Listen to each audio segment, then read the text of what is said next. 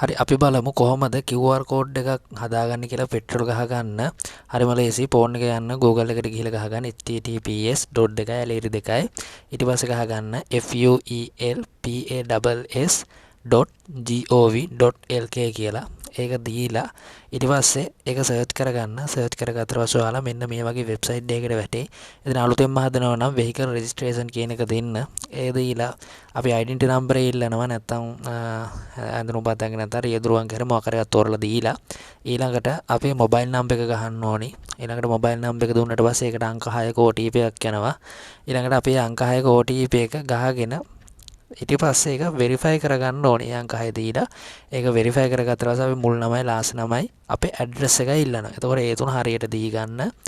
ඊළඟට අපි යනවා අලුත් පේජ් එකකට. ඊට කලින් ඔය වගේ පොඩ්ඩක් වැටේ කට්ටිය තාම හදන නිසා ලෝඩ් වෙන. ඊට පස්සේ ඔය පේජ් එකට වැටෙනවා.